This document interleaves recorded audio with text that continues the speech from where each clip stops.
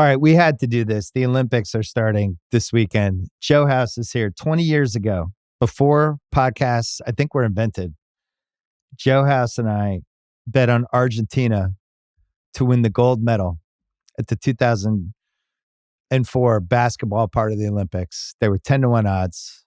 We did not put a small amount on it, and they won, and we rooted against our country. But that's how strongly we felt about the team they put together. House, all bets are off with us from a patriotism standpoint. Our patriotism, our flag is just green. We wave a green flag, and that's it. And I'm not ashamed to admit it. We're capitalists. I mean, I think it is patriotic. We believe in capitalism. And yet I think the USA team will win. Yes. I don't feel awesome about betting against them, but we might have done a couple hedges. So let's just go through it. We're going to talk about Olympic basketball only. That's the only thing we know about. And some of the value we see. So gold medal, USA minus 750, Canada's 10-1, France 15-1, Serbia 15-1, Germany 28-1. We dabbled on France at 15-1. Make the case. Well, the defense that they are going to be able to bring to the table, both in terms of rim protection, but more importantly, in terms of the perimeter. And it's not just the notion of Gobert as rim protector and Wemby covering side to side, playing free safety. Koulibaly is a badass defender, a badass perimeter defender. And so the theory is that it'll be super hard to score against France. They're going to have the home cooking, and anything that goes weird will go in their favor. Now, it's not awesome that they lost a bunch. What do you mean goes weird? Do you mean like shady calls because the France crowd is going nuts? I mean, did you watch the Moroccans run onto the field in the Morocco soccer game earlier this week? Like, stuff goes weird. Stuff is going to happen. Interesting. Anyway. Yeah, so the France piece, I watched every minute of all the friendlies that the U.S. team played. And they made the decision to give the car keys to LeBron, it seems like, for the Olympics. France is going to be a hard team from the size to just basically like try to drive, like the type of team that I thought we were going to have, which was a little more drive and kick and a little more guard friendly outside shooting. The USA was playing way more power stuff than I was expecting. There was a lot of post-ups of Embiid. There was post-ups with LeBron. And I'm not sure that's going to work against France when it seems like France's guards are so bad. That would be our big advantage. So I don't know. That matchup worries me, but I think they're going to beat France. The team that worries me for us is Germany. Yes. We're on the same page. We didn't even compare notes on this. Germany is 28-1. They could not be less afraid of the U.S. Schroeder, for some reason, and this goes back to a couple years ago, the Warriors-Lakers series, like Schroeder loves playing against Curry. I would say Schroeder's the number one guy against Curry. So if Curry's going to be like a crunch time guy, Schroeder's like, that's great. I love playing against this guy. The Wagner's completely unafraid. They have that shooter, Obst, who kills them. I think this is Obst. That's his name, right? The guy who murdered them in the World Championships. And I don't know. I just kind of like the team. They had size. Danny Tice. Still some bulk in the middle. They have that nice complement. So the FIBA basketball style, you have to have some size, which is why, you look at somebody like Canada, you're like, 10-1. Are we getting enough juice? They don't really have that great inside. You better have some inside presence. And that's part of the thesis for France. Their guards are terrible, but Germany has size. I'm not worried about size with Germany. Germany has size and guys that have played together for a while. What are they, like a 7-8 man rotation? Yes. And they're really comfortable with each other. And they have like the prototype of these teams that succeed in these international stuff where Schroeder just doesn't come out. He plays the whole game. Wagner slashed on the rim. They have rebounders. They have offensive rebounders. They have guys who know how to bat the ball off the rim the moment it gets there. And they have a couple shooters. Like, I didn't actually think USA played that bad in the Germany game. I just thought Germany was really comfortable and played really well against them. And my fear with them, we have not talked about this at all. I haven't even talked to you on the phone in a couple weeks. They moved away from kind of what they thought this USA team was going to be. There's a lot of guys who are like, yeah, maybe I should be playing crunch time.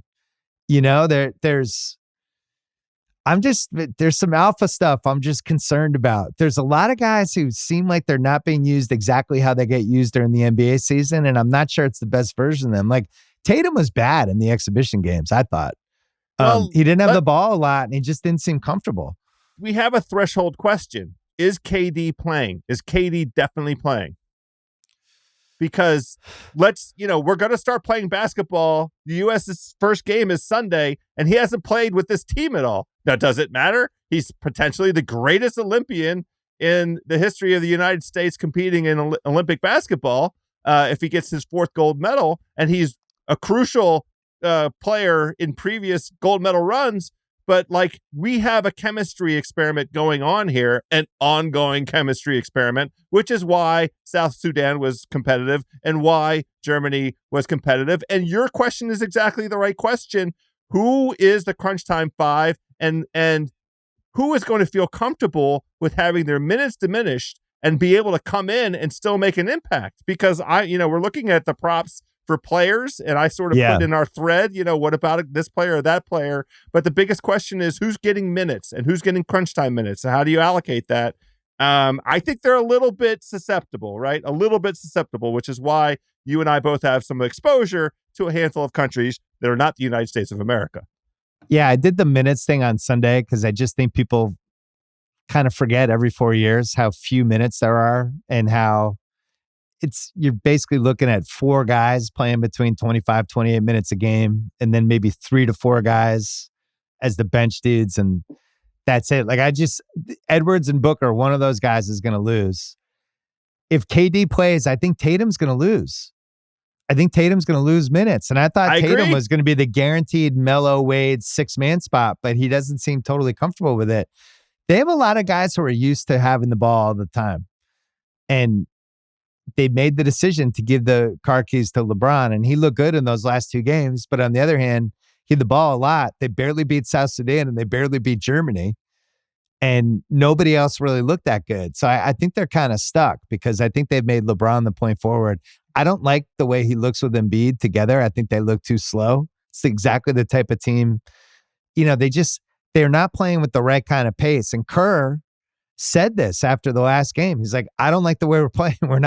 We don't have the same kind of pace that I thought we were going to play with because that LeBron and Embiid don't want to play that way. So, there's versions, 5-man versions that I watch where I'm like, that's it. That's how they should be playing. And I just don't know if they're going to be able to find the combinations in time. So are they going to win? I would say almost definitely. Are they susceptible? I think they are. Because fundamentally, they don't know who their 9-man rotation is. And I'm not sure they know who the final 5 are. Do you feel like they know who the last 5 guys? Let's say they're playing Germany and they're down 3 with 4 minutes left. Who's out there? Definitely LeBron. LeBron. Definitely Anthony Davis. But now you're sitting Embiid, which they were really hesitant. They kept Embiid in that last game until there was 2 minutes left. And it was clear they needed to bring Davis in. Yeah, so my guess would be LeBron and Davis. Steph. Edwards. No, I think Drew's in there. Wow. I think Edwards and Booker are out. And then I think KD, if he's healthy, is the 5th. I think it's KD and Drew and LeBron and Davis and Curry. That team could lose. If that's the crunch time, that team could definitely lose. I don't think you can not have Drew out there, though, because you either need him or White because of the defense. One of those guys is going to have to chase Schroeder. Name a international point guard. It's going to have to be one of those two. SGA. So Canada, they're going to play Canada at some point potentially, and Canada's going to go small on them. And Canada's going to be like, try to overpower us. Great. We'll give you baskets on that end, but we're going to try to race your dudes around. If you watched Embiid really closely in the friendlies, he couldn't jump out on shooters at all. And the announcers were just missing it. At one point, Germany just they got 3 straight threes right off him because they were just putting him in pick and rolls or trying to get him, and they knew he couldn't run out in time. And that's all Canada's going to do when they play him. They're just going to be like, how? But the problem for Canada is they're just too small. You mentioned it earlier. I feel like LeBron and Embiid could just overpower those guys, right? The Tatum piece, the Tatum part is going to be really fascinating because he might play way less than I think people realize. I think that makes sense, to be honest with you. It doesn't, he just played 110 games, however many games it was, the longest, regular season, comparable to the 2022 season for him. It's a lot of basketball to go straight from that into training camp for the Olympic team and the Olympics. Yeah, but he's in good shape, though.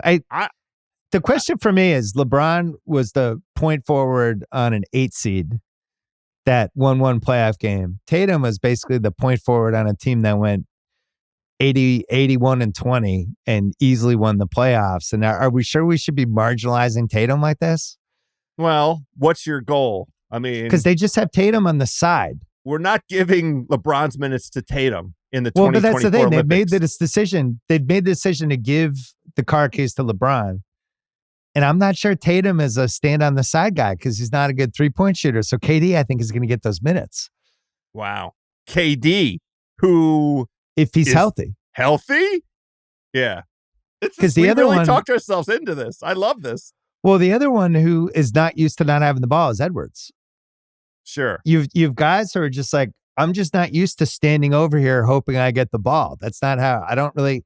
You watch when Derek White was out there. Derek White and Drew are so good at not having the ball. And Derek White's like cutting, right? The defense is falling asleep. All of a sudden he's doing back cuts. And it's like, yeah, that's what you do when you have the ball. I don't fully know if some of these guys know how to do that. So it was a lot of like LeBron just pounding the ball and people just kind of standing there waiting to see what he was going to do. And then there's the deferential piece because it's one of the greatest players of all time. So I can be like, hey, LeBron, let me take this one. The good stuff was the LeBron Curry stuff I thought was really promising. I agree. The using LeBron as like the greatest Draymond ever. There was some LeBron Curry Embiid triangle stuff that I was like, whoa, what's that? There's times when Embiid just like, I'm just going to plant my ass down, just get me the ball. It's a 4-footer. So it might be fine, I guess is my point. It should be fine. Of course. We have the best players from top to bottom. Yeah, but you and I have known each other a long time. Yes. You can't just put a team of your 12 best dudes out there. They have to complement each other in some way. And I'm not 100% confident they achieved that with this group they put together. There's versions of it. There's 5-man versions. But ultimately, like, I don't know. Well, the one thing I do know is it time to start talking some of these props? Because yes, go. The thing that leaps off the page based on the entirety of our last 8 minutes. We did not discuss this. I think we have the same one. What is it? Comparing notes is LeBron James to be the top U.S. assist leader at plus 142. That's probably my favorite bet on the entire board is LeBron to lead the U.S. team in assists at plus money. That was my second favorite bet. I thought the odds, I blinked because I was like, why isn't that minus 142? Right, like he's going to have the ball all the time. And there's clearly, they want him to be the star of the Olympics. And I think everybody's either signed up for that or maybe has begrudgingly signed up for it, depending on the player.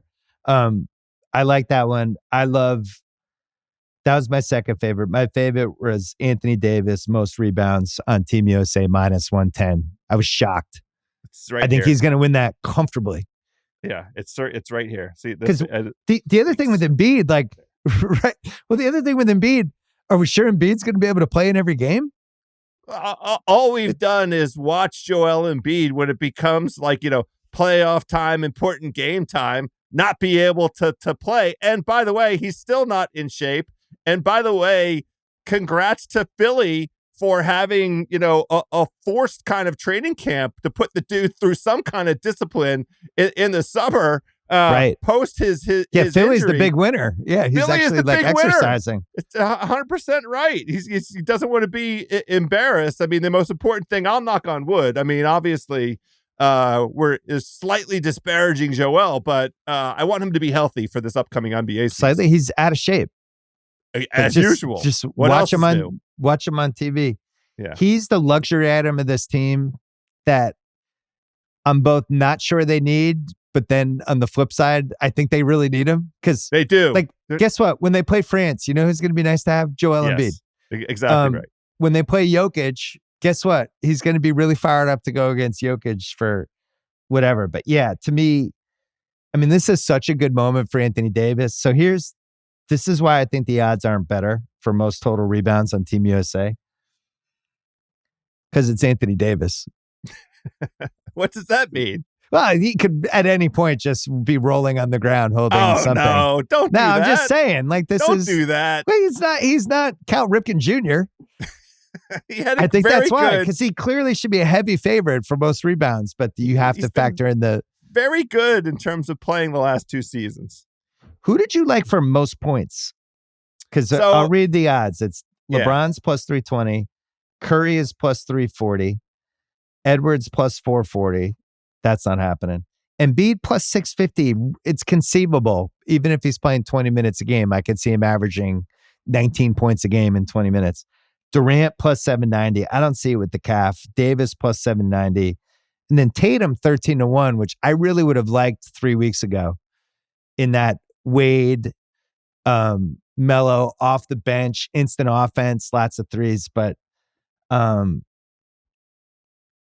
so there was an early wave of props that came out a couple of weeks ago before. Now, FanDuel, God bless them. They really gave us something. Yeah, I mean, thank you, FanDuel. Nearly, I don't want to say how many hours, but quite a bit of this morning down this Olympics basketball hole on the site and doing the evaluation is just a glorious thing. But Steph Curry was the leading contender for me a couple of weeks ago before we started seeing some of these friendlies, because I like the idea of Steph in his very first Olympics. It's going to be his first and his last. I mean, maybe he'll play in the next one. I don't think so. Right. Coming out with Steve Kerr as the coach, coming out and being that scorer and being on the world stage. The problem is LeBron, this is the going away present for LeBron. This tournament is about LeBron James. There is no question about that now. And so the odds for Curry have been wiped out. And I don't like Curry anymore. I mean, LeBron seems like a reasonable enough kind of bet. I'm surprised you dismissed Edwards so quickly. So here's the thing with Edwards for me. He, speaking of fearless, is not going to feel like he needs to defer. He's not going to feel like he needs to share the ball. He is going to try and go to the hole when it's crunch time. He had double digits in all 5 of the friendlies. He had double digits and not even Steph Curry had double digits in all of those games. So Edwards at plus 440 at that price is kind of attractive to me. Yeah, I just wonder, is he going to split minutes with Booker? And is there going to be some Derek White moments where they actually just kind of need Derek White out there with Drew, or Derek White separately than Drew, or that would be my fear. Okay. I was looking back in 2008, Dwayne Wade led the team in scoring in 2008, which is probably the most similar team to this team because that team was pretty deep. 16 points a game led the team in scoring. Sure. It's not going to be very many points. In 2012, Durant led the team at 19.5. And then in 2016, Durant again at 19.4. But he's playing, big minutes in both of those years. So then you get to 2021. I think Tatum led the team it was Durant again, 20.7. Man, Durant, one of the great international. I mean, it's really like It should be in the first paragraph of his legacy. So there's a Durant spot, a shooter who could make those short threes, playing, maybe 20 to 24 minutes a game. So that could be Edwards, but he would have to hit the threes. It's what I think. It's Edwards. It's a shorter 3-point line. And, he can get the stroke going. I don't love the odds for any of those. That's fine. We don't have to bet on that one. At gunpoint, I would say Curry plus 340 because I think he's going to play a lot of minutes. And especially if LeBron is point forward, more of a facilitator and less of a drive to the basket guy. I'm with you. LeBron plus 142 for assists is an amazing bet. We love it. Sign me up. And then wasn't there Olympics basketball MVP is a bet. I don't remember them giving this out before. Do you? I feel like we would have argued about this. This might be a new award. I don't know. We can look it up. Well, LeBron is the favorite at plus 320. Curry's plus 680. Edwards is 8-1. Davis at 9-1 caught my attention. Especially if Embiid has to like miss a game or two with some knee thing and Davis is suddenly playing 30 a game, putting up like 15 and 11 every game. You beat me to it. He would have to average a double-double. And think about what he'd have to do to jump over LeBron for that. LeBron at plus 320 is fine. Like those are like odds. Mahomes. Those are like Mahomes NFL MVP odds. Just like, not great value, but they're clearly gearing the team around him. So it's the safest bet. Then you go to the other countries. Shea is 13-1. Jokic is 14-1. Wemby, 15-1. What a story that would be. And then Schroeder at 30-1, I thought was interesting. That would mean, so you could bet on Germany 28-1 to win the thing, or you could bet on Schroeder 30-1. I would rather just have the Germany 28-1 bet. Giannis is 35-1. There's really not a lot of MVP value. You know what's really happening, House? They've just ruined our future bets. They just remove all the value from all of them. Really, the only way you can win on a future anymore in a real way is if you bet like the Patriots to win the AFC East at 50-1 and they actually do it. Other than that, they remove all the value. Like even the Bucks, who I think are really kind of the stealth contender for the NBA. Are you talking about the Milwaukee Bucks? I'm talking about the Milwaukee Bucks. Oh my They're God. 15-1. They're not even good odds. They're not even good odds. They're not good odds and they're not good. So there you go. It's a stay away. It makes it easy. Your favorite under was the under for the Celtics for the season, right? Well, I mentioned it on Monday's East Coast Bias with Raheem and JJ, just because 58 wins is 50.5. Very likely. I know, but 58 wins the East, right? Kind of going like 58 is still a great season, and it's respectful. And it's reflective of how committed they are to the regular season.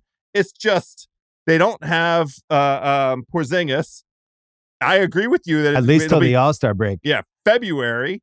And it's just that fatigue. Like it doesn't make sense. They don't have to go full pedal to the metal. Right. The first part of the season, they're going to win their share of games. I mean, they're 58 wins translates into whatever the win percentage is. It's still very high. It felt like 58.5. You don't need they don't need to win 60 games, and I don't think they're going to. I don't think anyone wins 60 games in the East. No argument. I think if we get a 60-win team, it comes out of the West, and it could be a team like OKC. Like I could see them being 6-7 wins better just because they got deeper and better, and their guys are a year older. All right, I love our recommendations. USA minus 750. We don't like the odds. France 15-1. Germany 28-1 as long shot bets. Pretty good odds. Just a little bit. Just a little taste. Yeah, like a sprinkle. You can still feel patriotic and root for USA. And then we both love LeBron for best assists at plus 142. That's right. Now we'll part. Jock Landale, catch your attention at all for Australia? Top rebounder for Australia, Jock Landale at plus 128. They have no other size. They have Duop Reith. I believe that's how you pronounce his name.